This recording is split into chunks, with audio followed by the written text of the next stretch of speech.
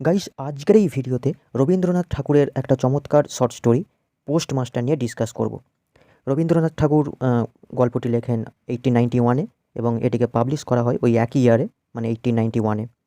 খুবই ইমোশনাল একটা স্টোরি। শুরু করা যাক। গল্পের যিনি পোস্টমাস্টার, তাকে প্রথম কাজ আরম্ভ করেই উলাপুর নামে একটা গ্রামে আসতে হয়। গ্রামটি খুবই সামান্য, কাছেই একটা নীলকুঠি আছে।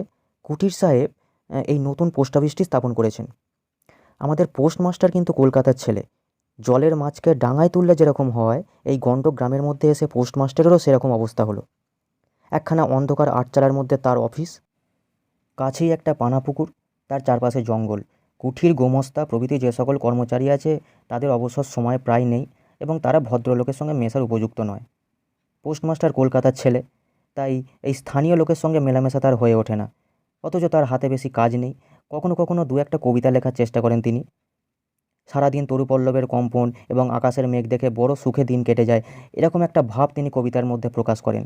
কিন্তু অন্তর্যামী জানেন, যদি আরব্য উপন্যাসের কোনো দৈত্য এসে এক রাত্রের মধ্যে এই শাখাপল্লব সমেত সমস্ত গাছগুলো কেটে পাকা রাস্তা বানিয়ে দেয় এবং সারি সারি অট্টালিকা গড়ে তোলে, তাহলে এই আধমরা পোস্টমাস্টারটি তার পুনর্জীবন লাভ করতে পারে। পোস্টমাস্টারের স্যালারি খুবই সামান্য, নিজেই রান্না করে খেতে হয়। গ্রামের একটি অনাথা বালিকা তার কাজকর্ম করে দেয়। মেয়েটির নাম রতন, বয়স 12-13। সন্ধ্যার সময় যখন গ্রামের গোয়ালঘর থেকে কুণ্ডলির মতো পাকিয়ে পাকিয়ে ধোঁয়া উঠত, ঝোপে ঝোপে ঝিল্লি ডাকত, দূরে গ্রামের নেশাখোর বাউলের দল খোল করতাল বাজিয়ে উচ্চস্বরে গান জুড়ে দিত, তখন ঘরের কোণে একটা ছোট্ট প্রদীপ জ্বালিয়ে পোস্টমাস্টার ডাক দিতেন, রতন। রতন দরজার কাছেই এই ডাকের জন্য অপেক্ষা করে বসে থাকতো, কিন্তু এক ডাকেই ঘরে আসতো না। বলতো, কী গো বাবু, কেন ডাকছো? পোস্টমাস্টার বলতেন, তুই কি করছিস? এই তো এখনই উনুন ধরাতে যেতে হবে হেঁসেলের। তোর হেঁসেলের কাজ পরে হবে, এখন একবার তামাকটা সেজে দে তো।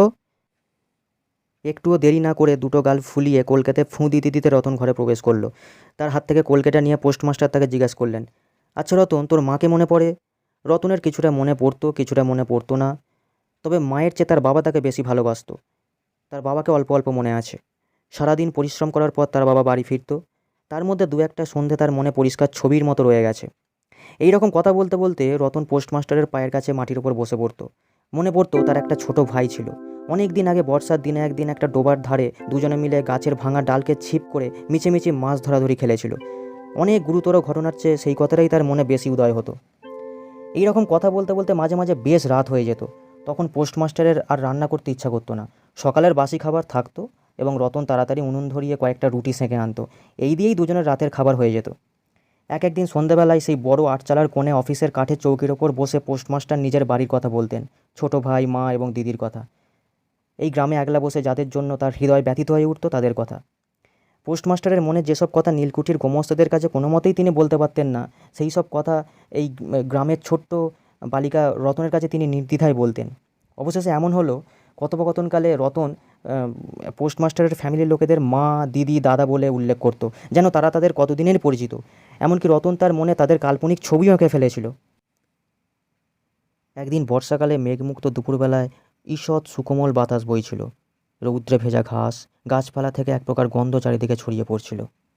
কোথা থেকে একটা পাখি একটানা করুণ সুরে গান গেয়ে যাচ্ছিল। পোস্টমাস্টারের হাতে বেশি কাজ ছিল না। বৃষ্টিতে ভেজা তরুপল্লবের হিল্লোল, আকাশে মেঘের স্তর সত্যিই দেখার মতো ছিল।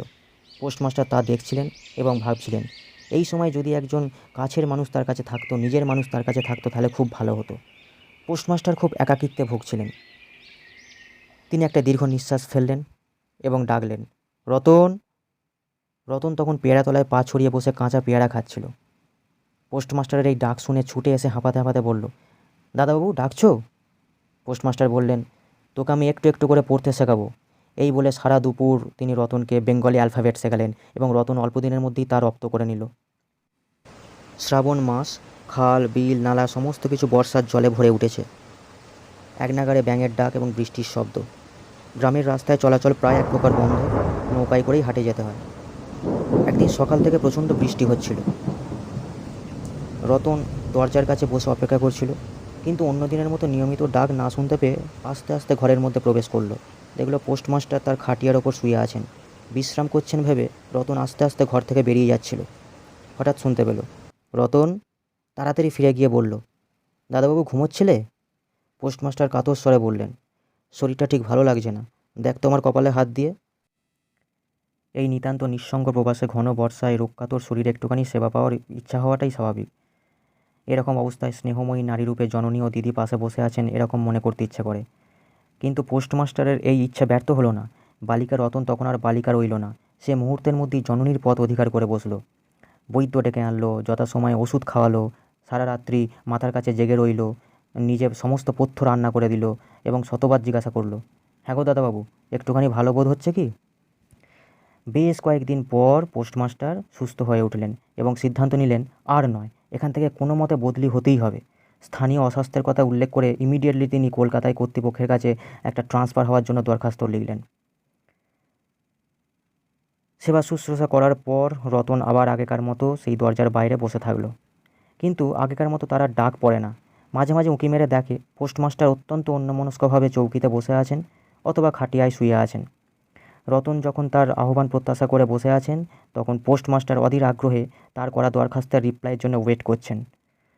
রতন দরজার বাইরে বসে সহস্রবার পুরনো পড়াগুলো পড়তো, পাছে যেদিন তার ডাক পড়বে সেদিন সমস্ত পড়া তার গোলমাল না হয়ে যায়, এই আশঙ্কাটা তার মনে ছিল। অবশেষে সপ্তাহখানেক পর সন্ধেবেলা রতনের ডাক পড়ল। উদ্বেলিত হৃদয়ে রতন ঘরের মধ্যে প্রবেশ করল। বলল, দাদাবাবু, আমাকে ডাকছিলে? পোস্টমাস্টার বললেন, রতন, কালে আমি চলে যাচ্ছি। কোথায় যাচ্ছ দাদাবাবু? বাড়ি যাচ্ছি। আবার কবে আসবে? আর আসবো না। রতন আর কোনো কথা জিজ্ঞাসা করল না। পোস্টমাস্টার নিজেই তাকে বললেন, তিনি বদলির জন্য দরখাস্ত করেছিলেন, তার সেই দরখাস্ত রিজেক্ট করা হয়, তাই তিনি তার কাজে রিজাইন দিয়ে বাড়ি চলে যাচ্ছেন। অনেকক্ষণ আর কেউ কোনো কথা বলল না।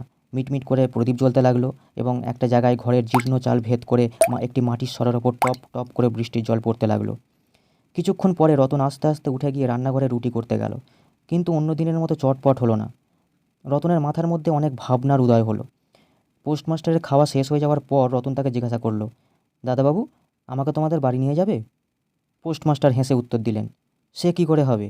ব্যাপারটা যে কী কী কারণে অসম্ভব তা এই বালিকাকে বোঝানোটা আবশ্যক মনে করলেন না পোস্টমাস্টার। সারা রাত স্বপ্নে এবং জাগরণে রতনের কানে পোস্টমাস্টারের হাস্যধ্বনির কণ্ঠস্বর বাজতে লাগলো। সে কি করে হবে? ভোরবেলা উঠে পোস্টমাস্টার দেখলেন তার স্নানের জল ঠিক আছে। কলকাতার অভ্যাস অনুসারে তিনি তোলা জলে স্নান করতেন। তিনি কখন যাত্রা করবেন সে ব্যাপারে রতন জানতো না, পাছে তাকে খুব সকালবেলায় রওনা দিতে হয়, সেই জন্য রতন রাত থাকতে থাকতে নদী থেকে স্নানের জল তুলে এনে রেখে দিয়েছিল। স্নান শেষ করে পোস্টমাস্টার রতনকে ডাকলেন।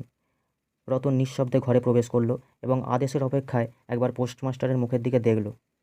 পোস্টমাস্টার বললেন, রতন, আমার জায়গায় যে লোকটি আসবেন আমি তাকে বলে দিয়ে যাব, তিনি তোকে আমার মতোই যত্ন করবেন। আমি যাচ্ছি বলে তোকে কিছু ভাবতে হবে না। এই কথাগুলি অত্যন্ত দয়ালু হৃদয় থেকে বেরিয়ে এসেছিল, এতে কোনো সন্দেহ নেই। কিন্তু নারী হৃদয় কে বুঝবে? রতন অনেকদিন প্রভুর অনেক তিরস্কার নীরবে সহ্য করেছে, কিন্তু এই নরম কথাটা সহ্য করতে পারল না।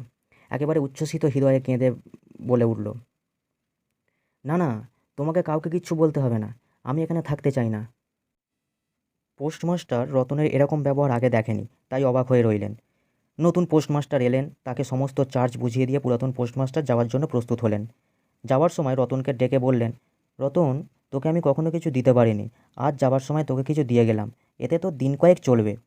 কিছু পথ খরচা বাদ দিয়ে তার স্যালারির যত টাকা পেয়েছিলেন তিনি তার পকেট থেকে বার করলেন। রতন ধুলোয় পড়ে গিয়ে তার পা দুটো জড়িয়ে ধরে বলল, দাদাবাবু, তোমার দুটো পায়ে পড়ি, তোমার দুটো পায়ে পড়ি, আমাকে কিচ্ছু দিতে হবে না, তোমার দুটি পায়ে পড়ি, আমার জন্য কাউকে কিচ্ছু ভাবতে হবে না, বলে এক দৌড়ে সেখান থেকে রতন পালিয়ে গেল। পোস্টমাস্টার একটা দীর্ঘ নিঃশ্বাস ফেললেন এবং তার কার্পেটের ব্যাগটা হাতে ঝুলিয়ে, ছাতাটা হাতে নিয়ে এবং মুটের মাথায় তার সমস্ত জিনিসপত্র তুলে দিয়ে নৌকার দিকে রওনা দিলেন। তিনি নৌকায় উঠলেন, নৌকা ছাড়ল। কিন্তু পোস্টমাস্টার তার হৃদয়ের মধ্যে একটা বেদনা অনুভব করতে লাগলেন। একটি সামান্য গ্রাম্য বালিকার করুণ মুখচ্ছবি যেন এক বিশ্বব্যাপী বৃহৎ অব্যক্ত মর্মব্যথা প্রকাশ করতে লাগলো। পোস্টমাস্টারের একবার মনে হলো, যাই, গিয়ে রতনকে সঙ্গে করে নিয়ে আসি। কিন্তু তখন নৌকা গ্রাম থেকে অনেকটা চলে এসেছে, অনেকটা দূরে চলে গেছে। তখন পোস্টমাস্টারের হৃদয়ে এক তত্ত্বের উদয় হলো। তিনি ভাবলেন, জীবনে এমন কত বিচ্ছেদ, কত মৃত্যু আছে, ফিরে ফল কী? পৃথিবীতে কে কার? কিন্তু রতনের মনে কোনো তত্ত্বের উদয় হলো না। সে সেই পোস্ট অফিসের ঘরের চারপাশে কেবল অশ্রু ভরা চোখে ঘুরে ঘুরে বেড়াতো। তার মনে একটা ক্ষীণ আশা ছিল, দাদাবাবু যদি ফিরে আসে। সেই বন্ধনে পড়ে সে কিছুতেই দূরে যেতে পারছিল না। এখানে রবীন্দ্রনাথ ঠাকুর বলছেন, হায় বুদ্ধিহীন মানব হৃদয়, ভ্রান্তি কিছুতেই ঘোচে না, বহু যুক্তি, বহু প্রমাণকেও অবিশ্বাস করে মানুষ মিথ্যা আশাকেই জড়িয়ে ধরে প্রাণপণে বাঁচতে চায়। অবশেষে সেই আশা একদিন শেষ হয়, তখন চেতনা হয়। আবার দ্বিতীয়বার মানুষ মিথ্যা আশাকে জড়িয়ে ধরে ব্যাকুল হয়ে বাঁচতে চায়, ভ্রান্তি কিছুতেই ঘোচে না। এইভাবেই মানুষ তার জীবনে একের পর এক ভুল করে যায়।